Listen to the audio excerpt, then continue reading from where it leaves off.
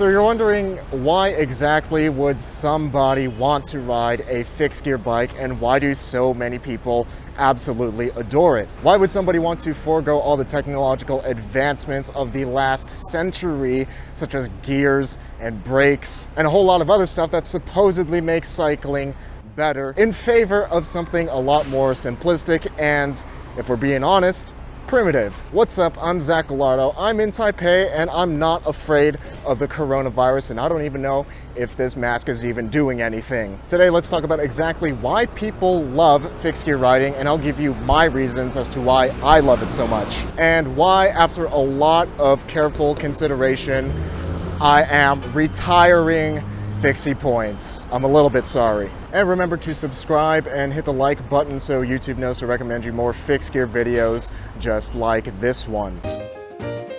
And shout out to our channel sponsor, Wabi Cycles, for helping to make these fixed gear videos happen.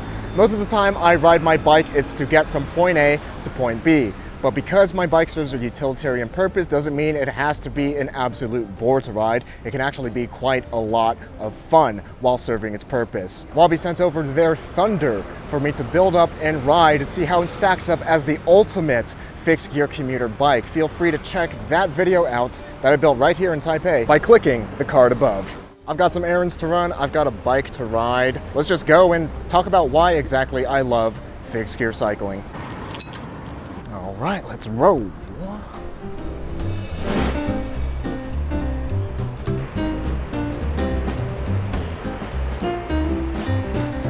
I still don't know if right turn on red is allowed.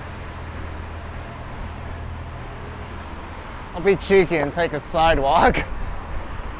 But my favorite, probably a lot of people's favorite things about fixed gear, and why people ride it and not something else, is the feeling. I feel absolutely connected with the bike, because as long as the cranks are spinning and the wheel is spinning, they'll be spinning together.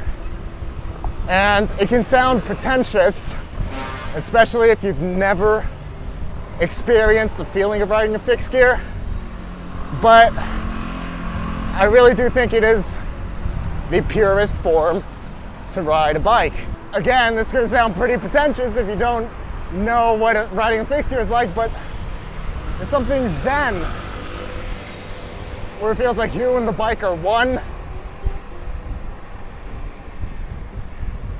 It feels like it's totally under my control, and that's a feeling that I can't really get with a bike with gears.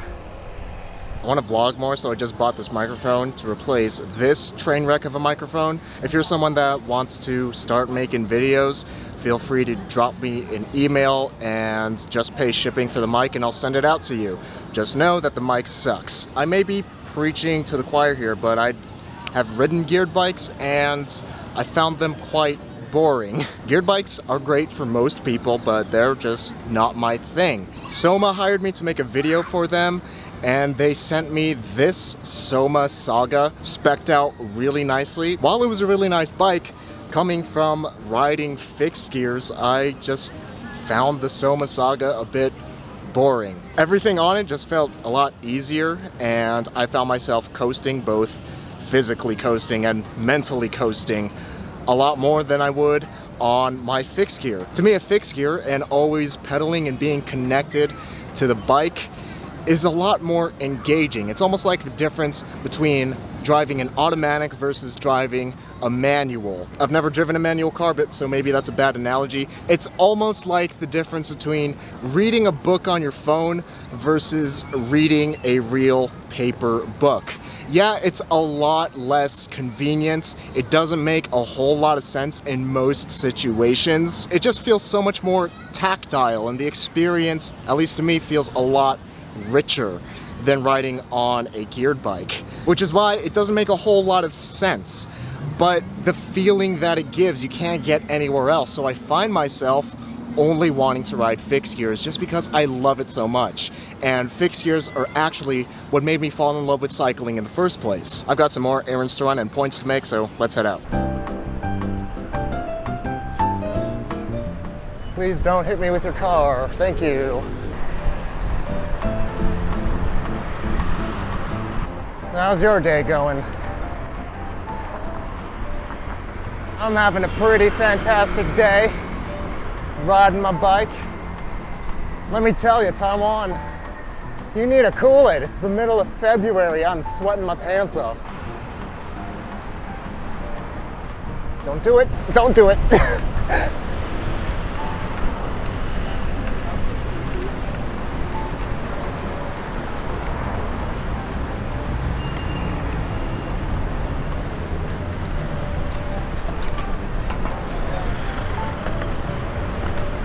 I'm taking it. I'm taking it. I'm taking it. I shouldn't have taken it, but I'm taking it. Did I make that? We'll find out. Oh, it's a tight one, boys. That sounded grosser out loud.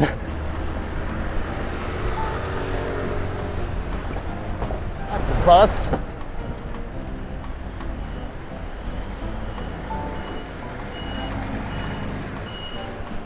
Y'all are worried about me getting coronaviruses when you should be worried about me getting hit by a bus.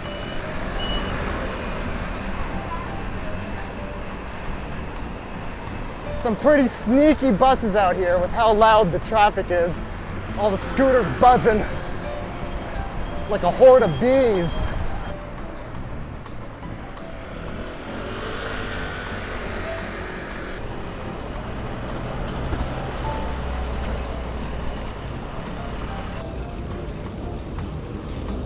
A bit more of a practical appeal of fixed gear bikes is that they are the simplest type of bike that you can have. They are stripped down to the bare minimum components that they absolutely need to make a functioning bike. That means maintenance and mechanics are super easy on fixed gears. There's only a single gear. There's no front and rear derailleurs that need tuning every 6 months to a year. And if you want to take it to extreme simplicity, you can even forego the brakes and rely on backpedaling and skidding to stop your bike. That absolute simplicity breeds this mindset of making do with what you already have. And that mindset in the fixed gear scene, that gear isn't all that important, stems from the fact that fixed gear riders, at least of this generation, have some pretty scrappy roots. The very first time I was introduced to fixed gear was back in 2010 when I was still in high school and my older brother, who's 3 years older than me, was also still in high school, and he and his friends wanted something to do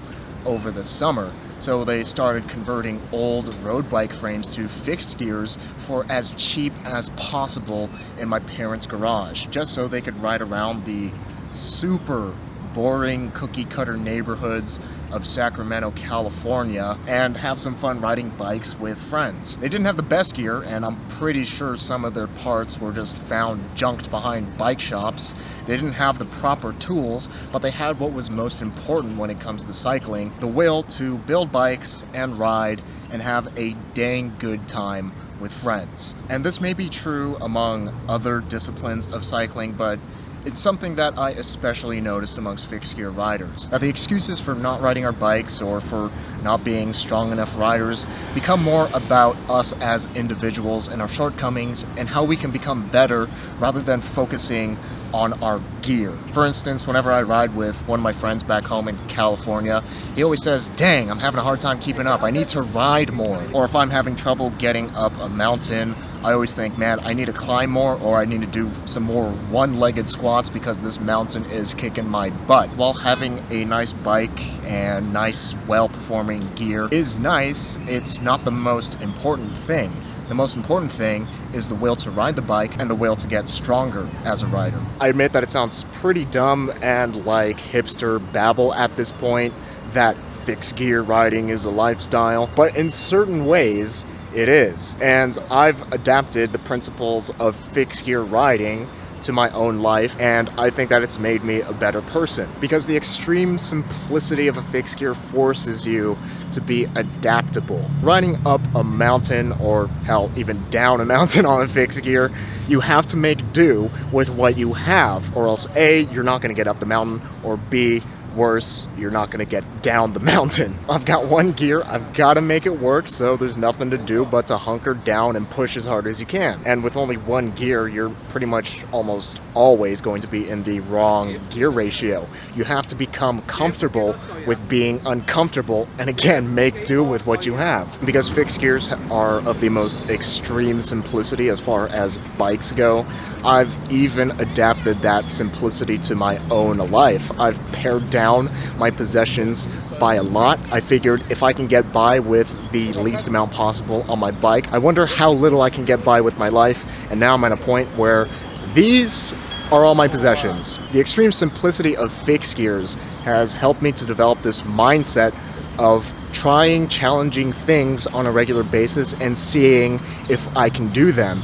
And I've actually been surprised at what I can do both on and off the fixed gear. It becomes incredibly fun to improve yourself in a way that you can visibly see. I wasn't able to ride my bike up that mountain or hell, down that mountain before without stopping, but now I can cruise straight on up. And this visible self-improvement is something that I find really fun about fixed gears. While I enjoy the extreme simplicity of fixed gears, and while gear isn't all that important, I do need to have some work done on my bike. I got new bar tape, but bar tape companies think everyone in the world and their mother is a roadie, so they only supply their bar tape with 31.8 millimeter bar ends.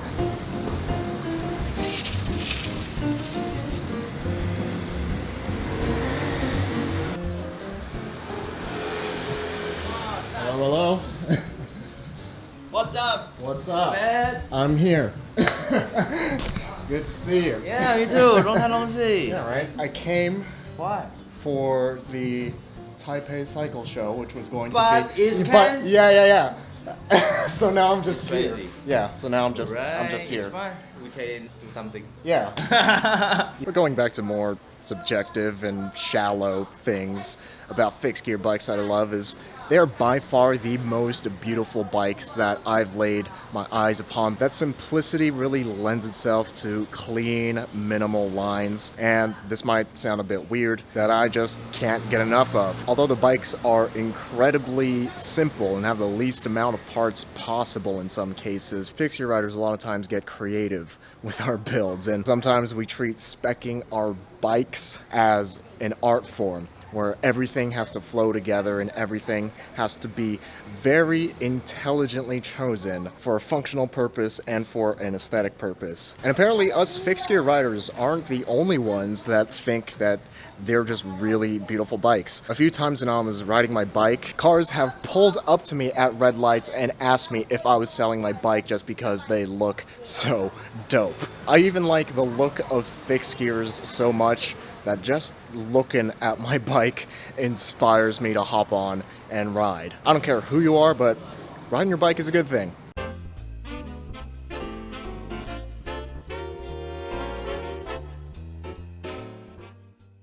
But without a doubt, one of the main things that I really love about fixed gear cycling is the people. And that's the main reason I'm here at Faith Gear for.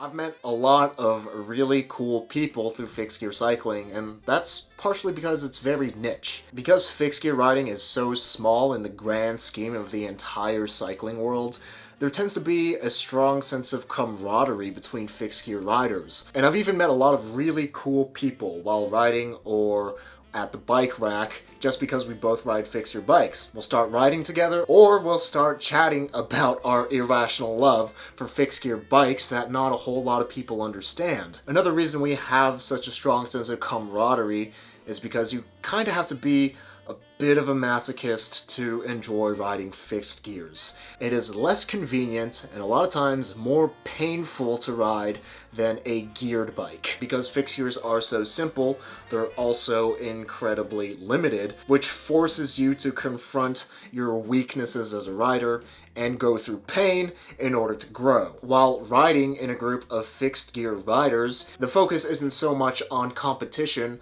but rather coming together and suffering together in order to be better. While a lot of fixed gear riders do enjoy torturing ourselves to a degree, most fixed gear riders are just pretty chill people that are cool to be around. While there is the competitive side to fixed gear riding with crits, alley cats, and track cycling, most of the group rides are just really chill and the focus is just hanging out and being with friends. Coming together and enjoying each other's company over this weird niche hobby of ours. Speaking of cool people, I'm incredibly lucky to have you all positive, wholesome people to be the ones watching my videos. And I want to be a good steward of this positive, chill community that we have here.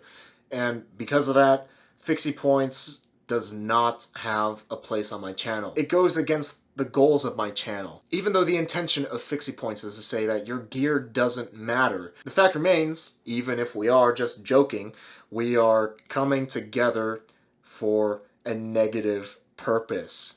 To make fun of people's bikes, to make fun of people's choices, and to make fun of people's access to resources. And that's not something I want to do, because I absolutely love fixed gear bikes, regardless if they cost $4,000 or $100. Rather, I want to highlight what makes fixed gear riding so fun, how to get into it, and why I and many of you watching love it so much. Fixie Points was fun while it lasted, but if it hasn't been obvious yet already, I am completely burned out on Fixie Points. I prefer to be a more helpful and positive person, and even if it is just a joke, it's honestly the least favorite part of my channel and my least favorite video to make. Instead, I want to be excited to make videos and to share my love of fixed gear riding with all of you and for all of the people who have yet to find this channel. My time and my weird